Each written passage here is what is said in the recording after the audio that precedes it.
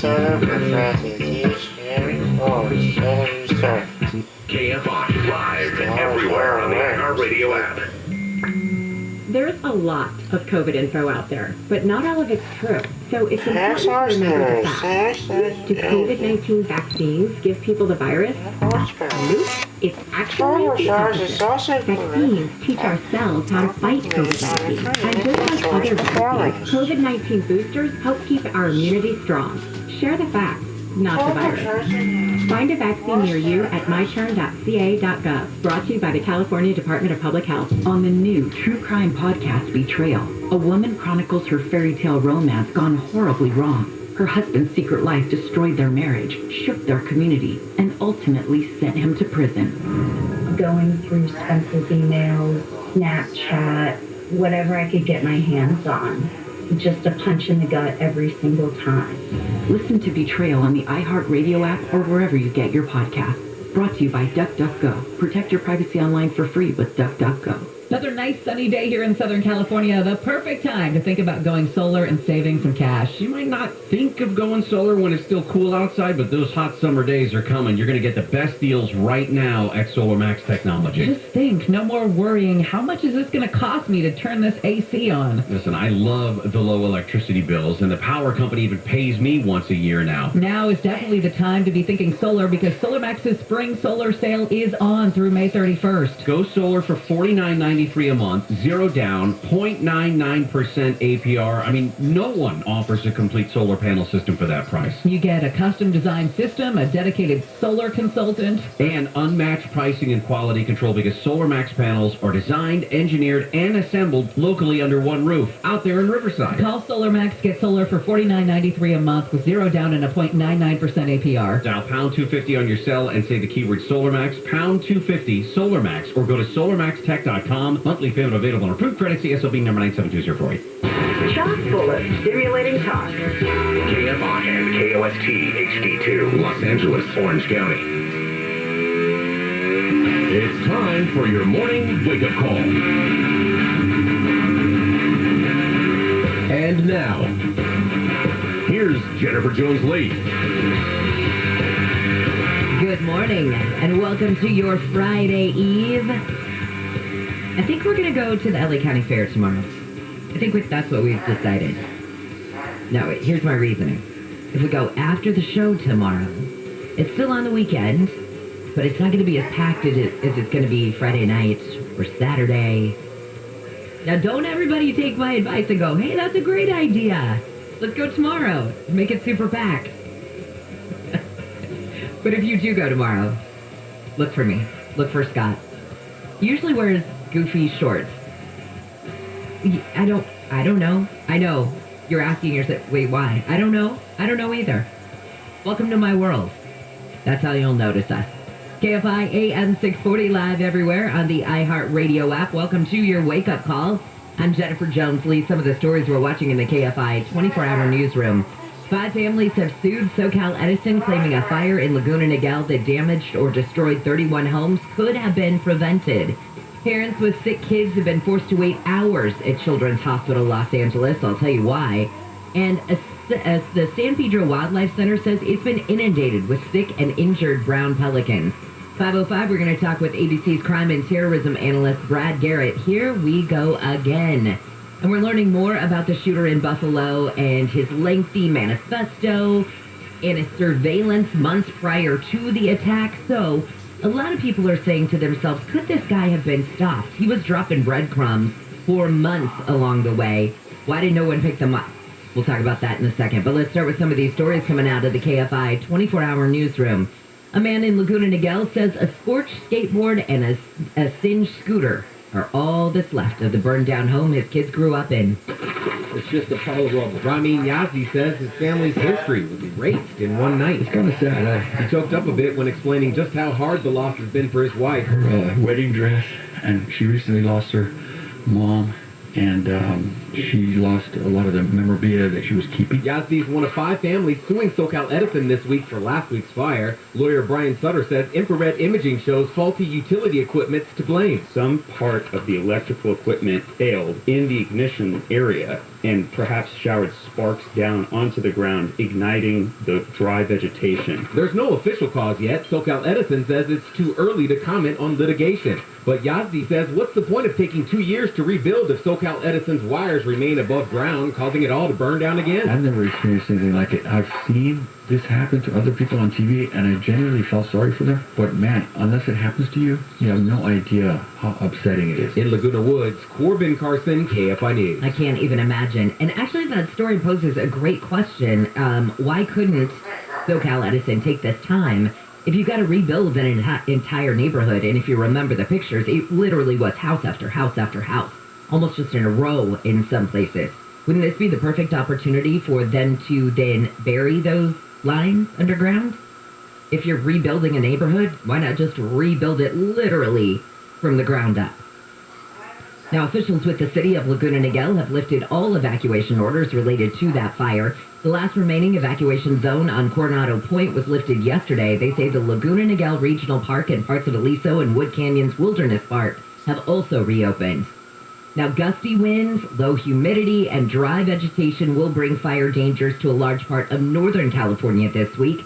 The National Weather Service says a fire weather watch is in effect through tomorrow night. California has already experienced damaging wildfires this year, including a fire that destroyed 20 homes in Laguna Niguel last week.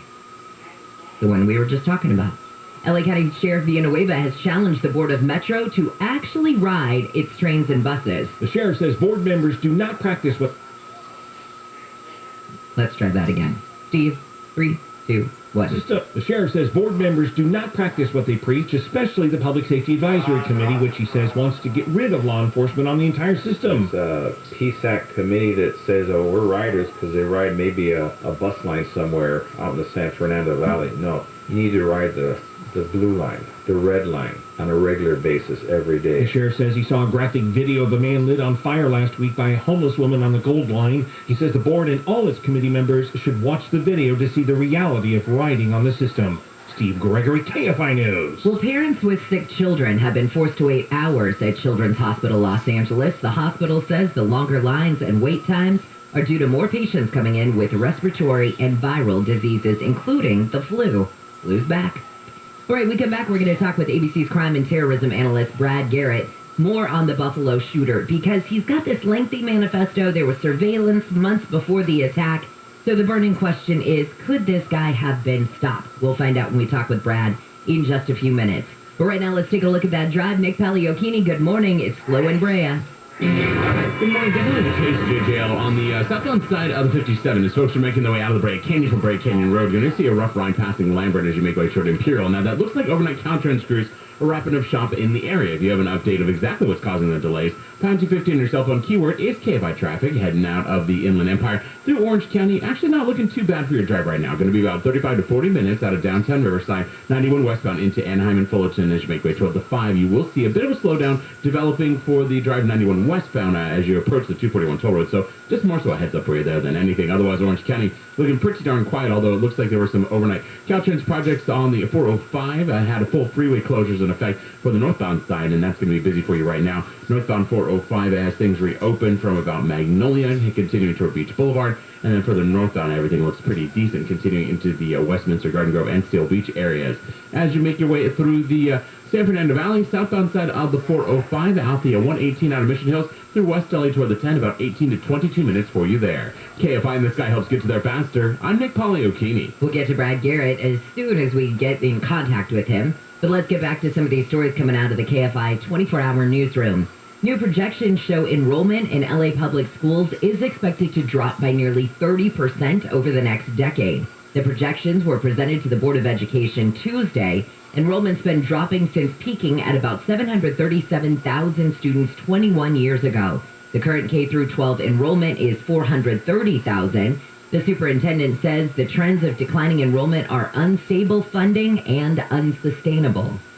The LA County Sheriff's Special Victims Bureau says it's looking for information about a teacher suspected of sexually abusing 2 girls at a middle school in Norwalk. Authorities say one of the girls was 12 at the time of the alleged abuse. Scott Wallen was arrested last week on the campus of Los Alisos Middle School. Police in Montclair have arrested a 16-year-old boy, this story is horrific, for allegedly stabbing a female classmate in the head. The attack happened yesterday afternoon as the girl was walking home from school. Police say the boy came up from behind her, stabbed her in the head, and then when she turned around to face her attacker, he stabbed her several more times. Witnesses were able to grab a hold of the boy until cops arrived. The girl was taken to the hospital. She's expected to make a full recovery. She got stabbed in the head and then stabbed a few more times, and she's still going to make a full recovery. God bless her. Well, police, San Pedro Wildlife Center, that is, says it's been inundated with sick and injured brown pelicans. Officials with the global conservation group Bird Rescue say many of the birds have been unable to find food. Some pelicans have arrived at the center that's pierced by, or they've arrived, at the facility, then they've been pierced by multiple fish hooks. Others have been hit by cars. All right, let's say good morning down to ABC's crime and terrorism analyst, Brad Garrett. So, Brad, here's the big question. Could the Buffalo shooter have been stopped? I feel like he left breadcrumbs along the way, and we either didn't notice them, or we missed them, or is this just all too common a scenario?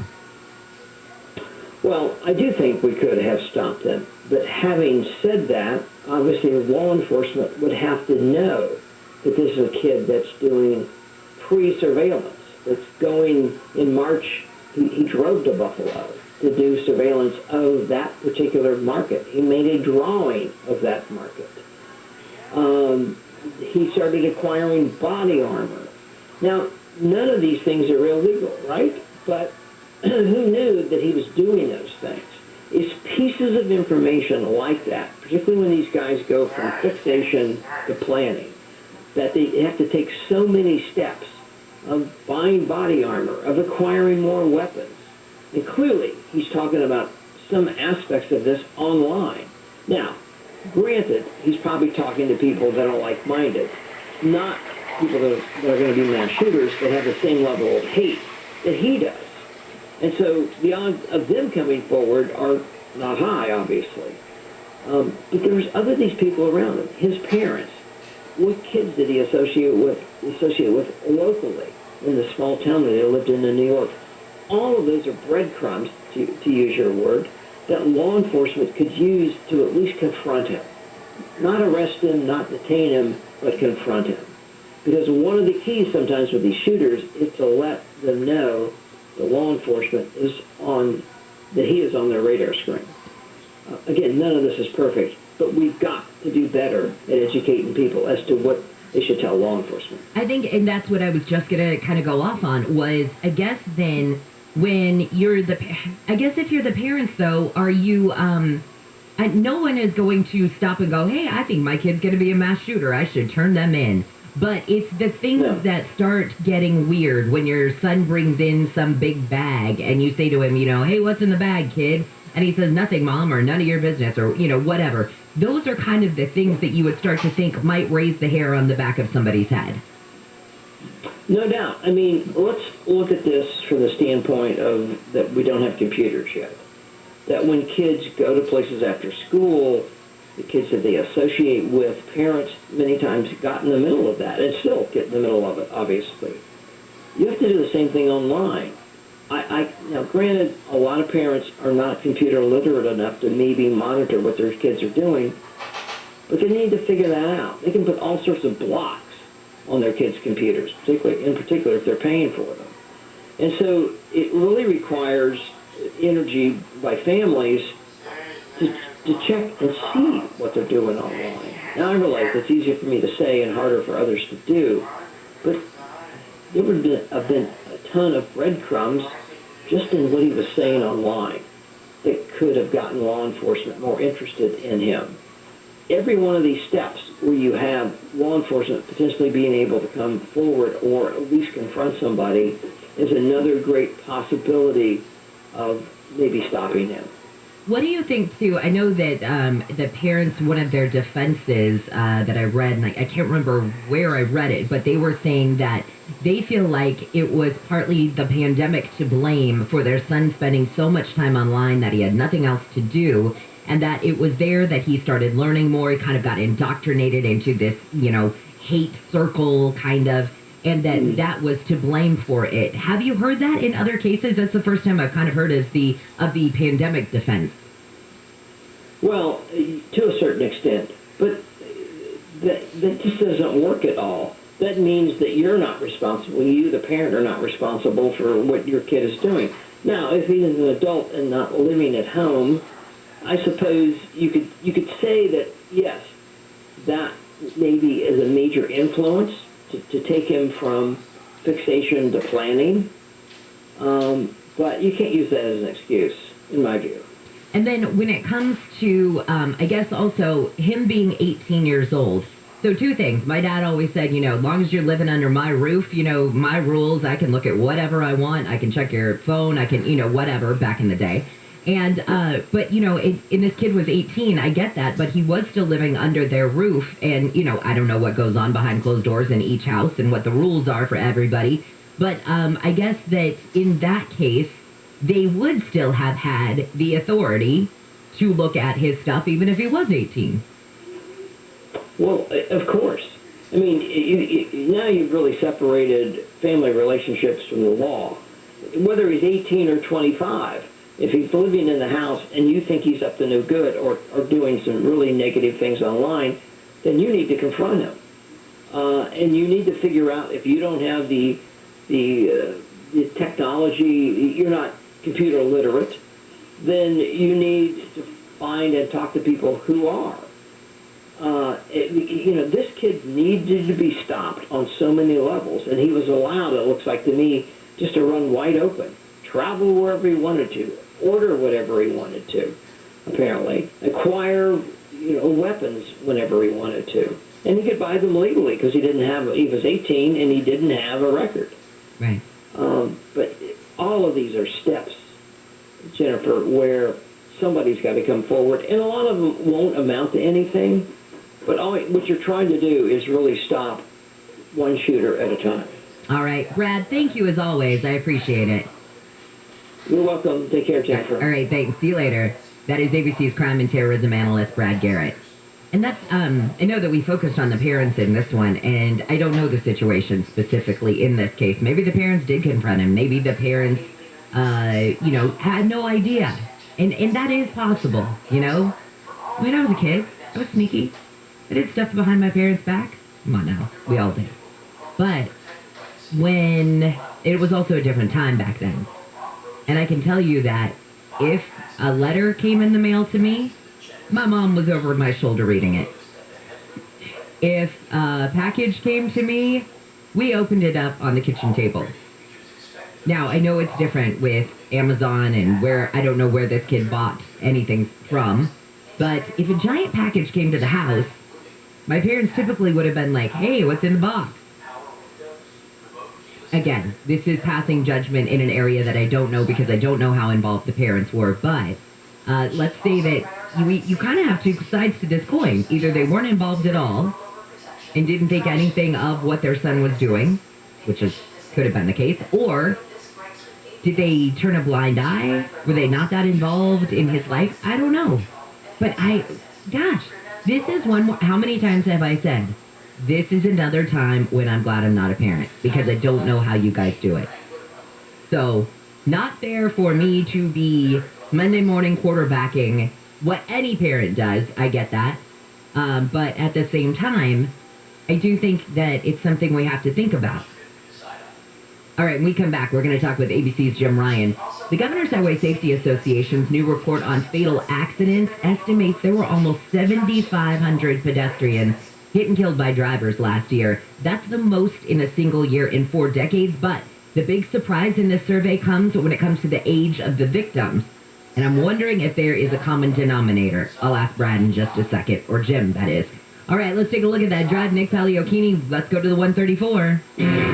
Just minor problems this go around, Jen, on the eastbound side as you're making your way towards San Fernando Road. So just past the 5, getting into the Glendale area. It is a crash blocking middle lanes, at least for the time being, not looking too bad for you heading eastbound along the 134 as you come away from the 5 if you're encountering otherwise. Fancy 50 on your cell phone, keyword KFI traffic, starting to get a little busier for your drive out of the Inland Empire, heading toward Orange County, westbound side of the 91. Going to be patchy for your drive this go around. Out of Riverside from before Lost Sierra, those delays continue toward the 241 toll road. Further westbound on the 91, though, looks pretty decent, continuing through Yorba Linda and Anaheim Hills toward the 55. KFI and the Sky helps get you there faster. I'm Nick Paliocchini. I never appreciated what I had growing up. In short, I was an ingrate. Hello, I'm John Okoyan, founder of Rooter Hero Plumbing. I used to take everything for granted.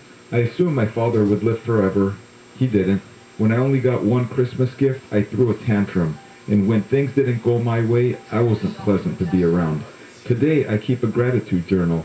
I'm grateful for my family for the love they give me, my successes, and my failures for the lessons they teach me. I'm also grateful for my team for the 5-star service they provide our customers. Spring is a time of rebirth. Rooter Hero encourages you to show gratitude this month and walk your life filled to the brim with joy. One other thing I'm grateful for is you, our customer. As usual, Rooter Hero Plumbing will cable your drain for only $77. Call Rooter Hero Plumbing at 866-DRAIN-77. That's 866-DRAIN-77. Thank you. Everybody needs a hero. RooterHero.com. 102-8886. This report is sponsored by BeWaterWise.com. We're in a drought, so it's time to go that extra mile to save water. Try using a broom instead of a hose to clean hard surfaces, like your driveway. This is how we save water. For water-saving tips and rebates, go to BeWaterWise.com. Hey, this is Lincoln Kennedy, 3-time Pro Bowler. Here's what's trending on the iHeart Sports Network. Presented by Blindstar. The Dodgers finished their 4-game sweep of the D-backs thanks to a 4-run fourth inning. They won 5 straight and hit the road tomorrow to take on the Phillies. The Angels forced extras thanks to Jared Walsh's 9th inning blast, but were swept by the Rangers to wrap up their road trip. They host the A's tomorrow. And the Chargers broke ground on their new El Segundo headquarters yesterday. It's slated for completion in the summer of 2024. I'm Misty Jordan. Need new blinds or shades? Blindster.com offers custom-made blinds, shades, and shutters shipped directly to you at prices less than big box retailers. Blindster blinds are easy to install and guaranteed to fit. And right now, save 45% off any order. Just use code RADIO at checkout. Blindster.com. If you bought or leased a vehicle after 2015 and you've gone repeatedly back for a car repair to no avail, your car may be a lemon. Let me introduce you to the Knight Law Group. They'll help you get rid of your lemon and get your money back and nothing out of pocket. Call the Knight Law Group for a free consultation. Call 844-43-LEMON, 844-43-LEMON, or visit knightlaw.com. That's Knight with a K. That's knightlaw.com. Paid spokesperson. Every case is different. Results vary. Courtesy of Roger Kiernos, Knight Law Group, LLP. Contractor license 1023790. When we install your new Gettle AC, Digital Duncan will tell us how to adjust 22 different things so that you get 100% efficiency. That's Kim's oldest son, Duncan. Hi. Named after his granddad. But I'm not a polymath. I'm just a regular math. We've got your new AC and we're ready to install it. Kenny anticipated those supply chain problems and built a bunch of new Gettle systems before the prices jumped up. Buy a new Gettle today and we'll install it tomorrow. Gettle, G-O-E-T-T-L. Hey all, it's Dean Sharp. Are you looking to sell your home in 2022? Well, congratulations, that's a big deal. For most of us, it's the biggest deal of all, so let's make sure you get everything out of it that you can. Before you get ready to list, make sure you call the good folks at Revive. Revive's business is to maximize your home's sale value. How? By guiding you through market-critical upgrades before you sell. It's like flipping your own home, except Revive fronts the cost and guarantees the results. Yeah, you heard me right. No money out of pocket and a higher selling price guaranteed. You can list higher and sell faster in just a few short weeks. In fact, the average homeowner sees $160,000 in additional profit. This is a no-brainer. Revive has created an easy, stress-free way to maximize your greatest asset, your home. So are you thinking about selling? Well, you can settle or you can see what's possible. To get started, visit iloverevive.com. That's iloverevive.com. On the podcast Not Lost, embark on a journey to all the destinations on your bucket list. From Mexico City to Montreal, as strangers become new friends, drinking, dancing, and eating their way through each episode. What comes to mind when we think of Montreal? I definitely think of poutine. Of course. I think of you guys. They're everywhere. Listen to Not Lost on the iHeartRadio app or wherever you get your podcasts. Brought to you by DuckDuckGo. Protect your privacy online for free with DuckDuckGo. Hey, it's Steve Gregory. Join me every Saturday for Unsolved, where we talk with investigators about cold cases, challenging cases, even the most wanted. And the interviews aren't only interesting, they're making an impact. The word is getting out there, because I can tell you, Steve, that since this first aired on your show Unsolved, we've seen an uptick in tips on our tip line. Listen on air, online, or download the podcast. It's the only show of its kind in Southern California. Unsolved with Steve Gregory. This Saturday night at 8 on KFI.